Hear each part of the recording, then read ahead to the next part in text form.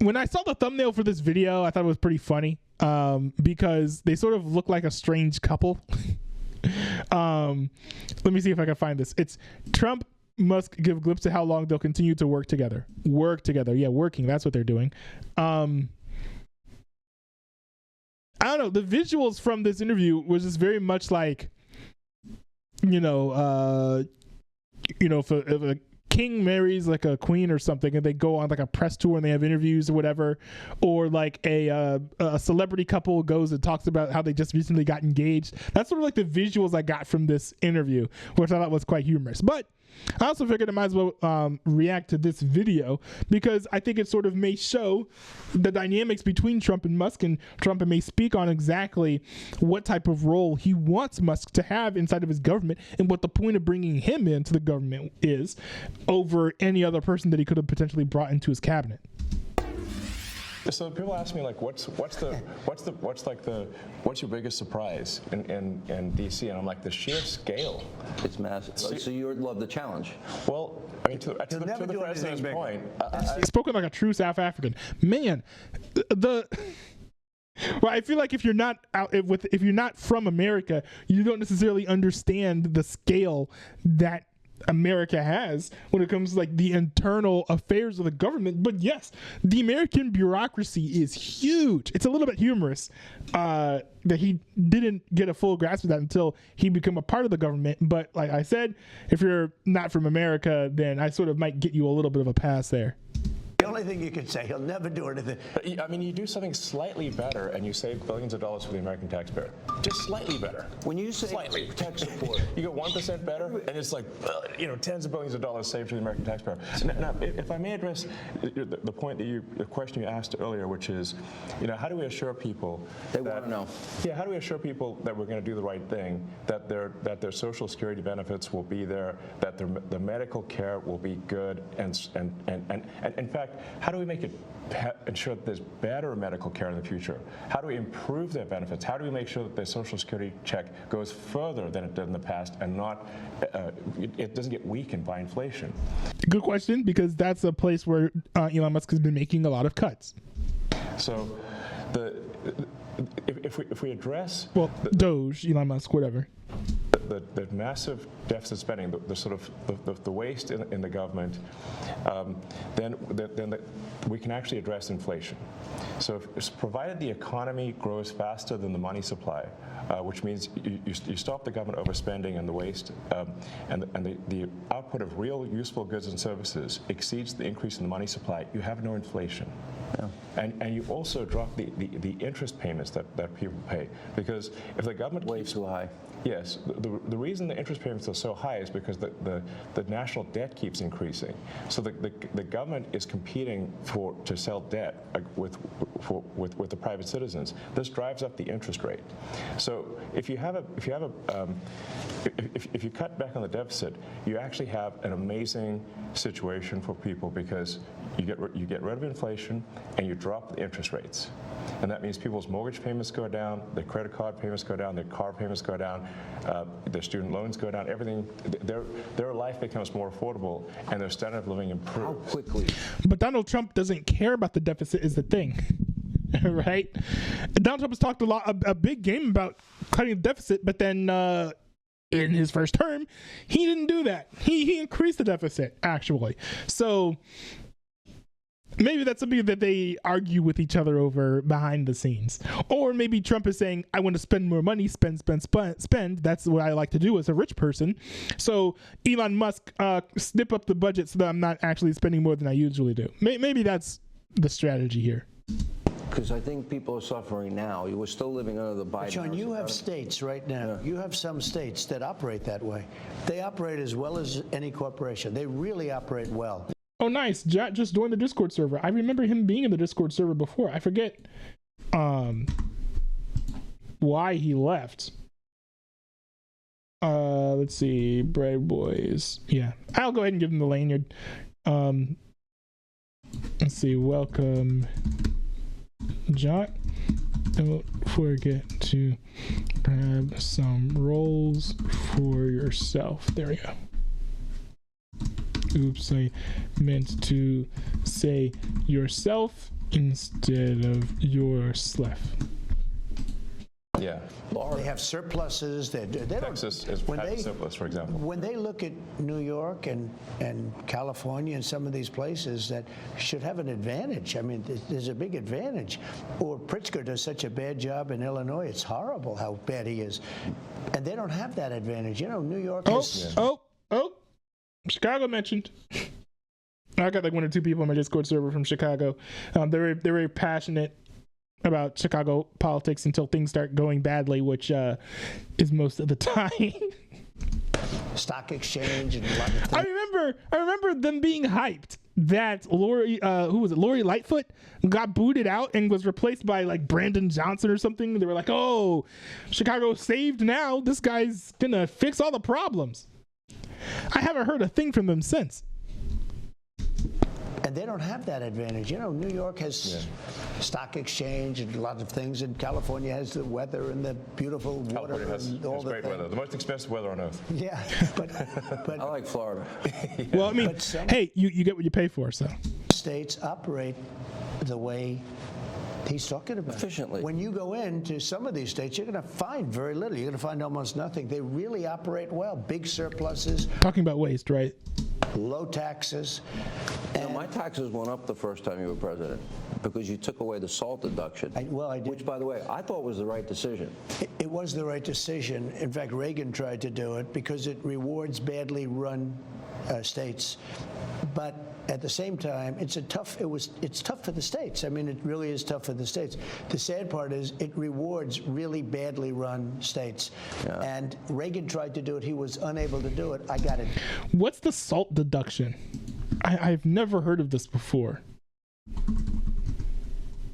The SALT deduction.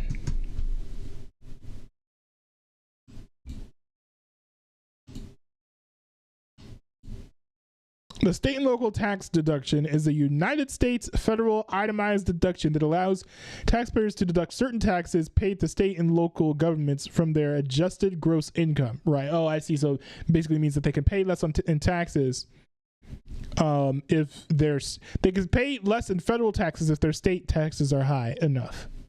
State and local taxes if it are high enough. The SALT deduction is intended to avoid double taxation by allowing taxpayers to deduct state and local taxes from their federal income tax. Eligible taxes include state and local income taxes and property taxes. I see. So if you're running your state in a way where you've got like exorbitant taxes, the federal government would charge you less in federal taxes, which might mean that you are paying less overall in taxes, so you won't be that upset. But removing this means that if you have a state that has high taxes and you've got to pay your normal federal taxes, you might just leave. So maybe that's what they're hinting at and saying, well, if your state is poorly run, then removing the SALT deduction is going to hurt you. Done. You got it done, and now we're going to give some back. How quickly do you balance the budget, and when do we start paying down that Well, debt? potentially very... Ha! Yo! Dude, Sean Hannity actually thinks that Trump is going to balance a budget? That's insane, bruh. I think, didn't a bill recently pass the House for the budget?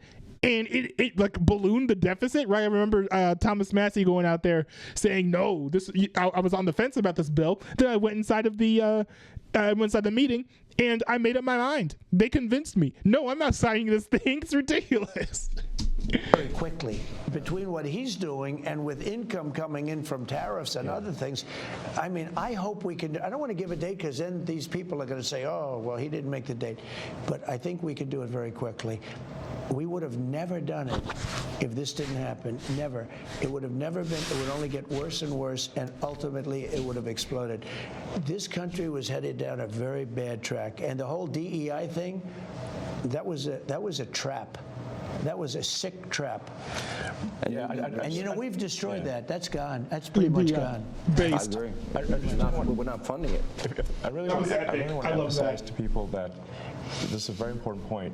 If we don't solve the deficit, there won't be money for medical care. There won't be money for Social Security. We either solve the deficit, or all we'll be doing is paying debt. It's got to be solved, or there's no medical care, there's no Social Security, there's no nothing. That's got to be solved. It's not optional. America will go bankrupt if this is not done. That's why I'm here.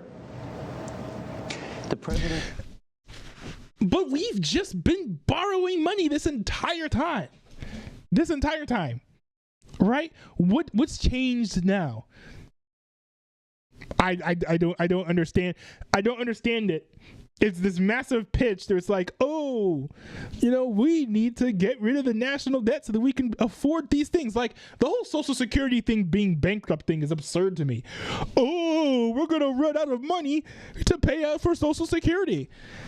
Well, how did you fund Ukraine's war against Russia, huh? How did you fund the Iron Dome? I don't remember concerns about being able to afford those expenses being any part of the discussion when it comes to getting those things paid for. Huh. So what makes Social Security so different?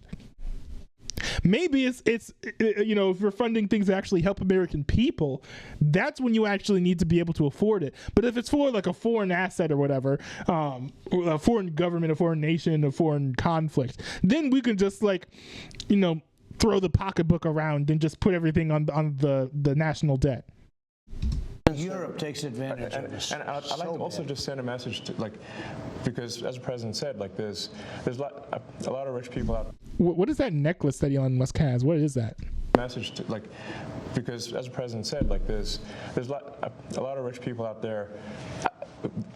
They should be caring more about the country, because the reason they should be caring more about the country is if America falls, what do you think is going to happen to your business?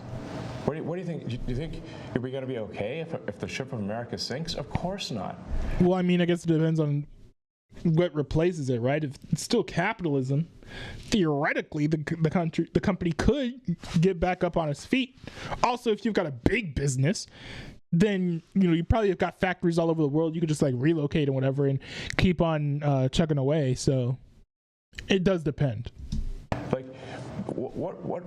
What I'm doing here, what the president's doing, it's just long-term thinking.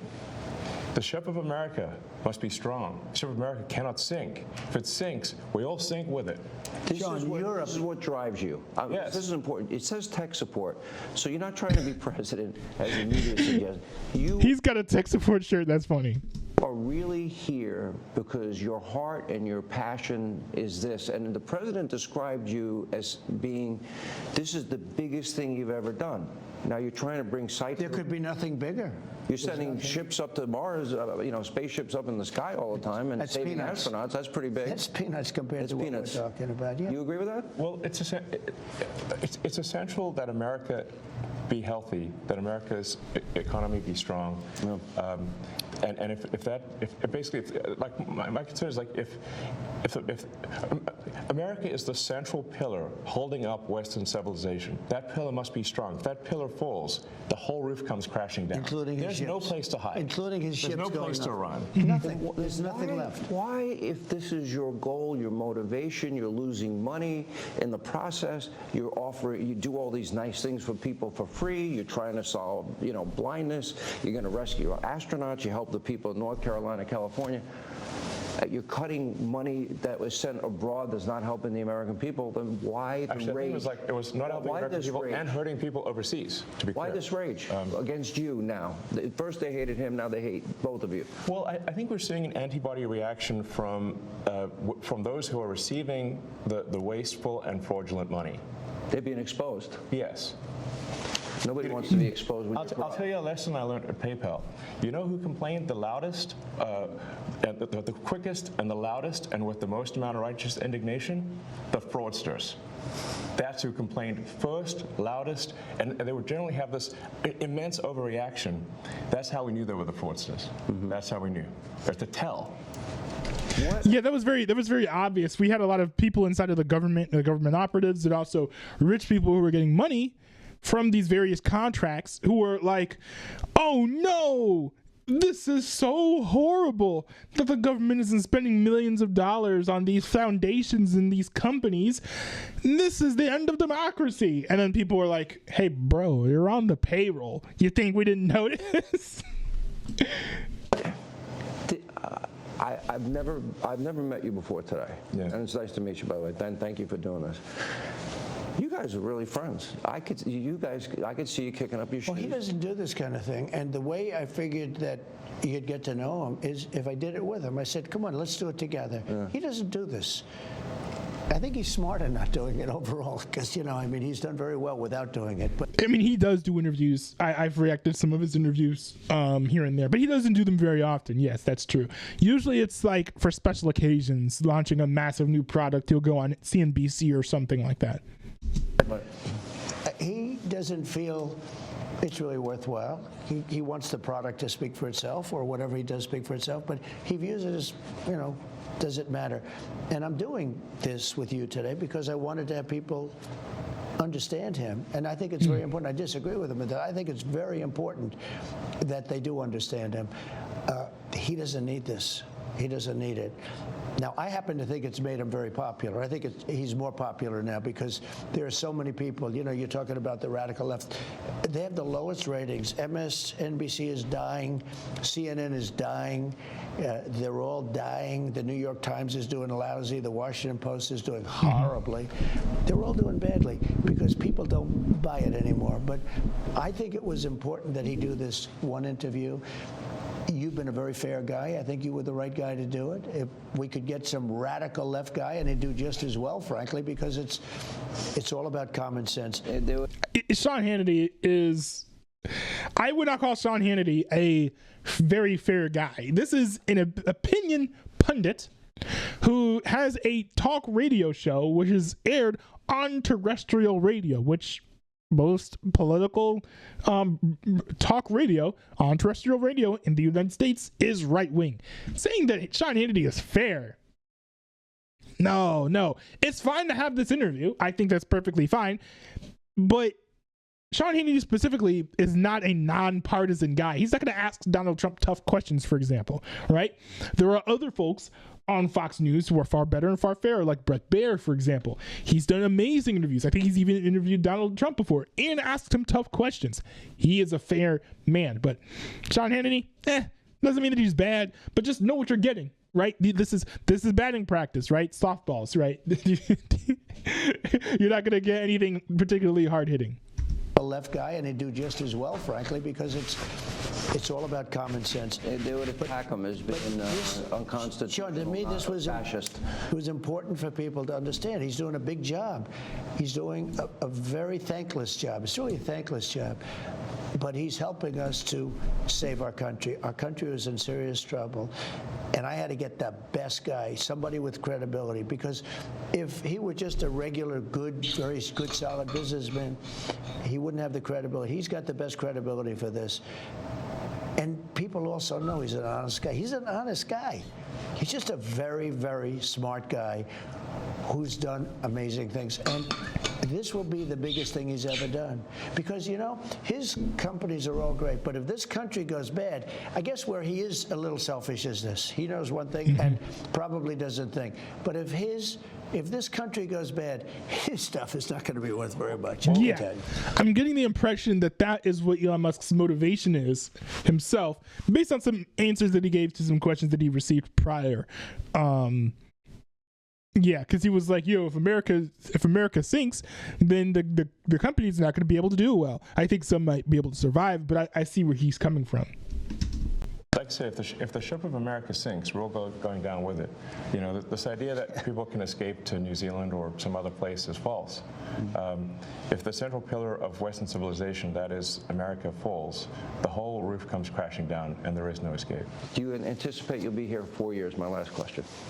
I'll be as helpful as long as I can be helpful. Yeah. That's a good question. I mean, I was thinking about that just now. And I wonder how long he's going to be doing it. You can't get somebody like this. He cares, and he's brilliant, and he's got energy. You need energy also, in addition to those other things. You know, I have a lot of guys that are very smart, but they have no energy. They want to sleep all day long. You need a lot of energy. Get a lot of energy. Dude is just like calling out the cannabis users.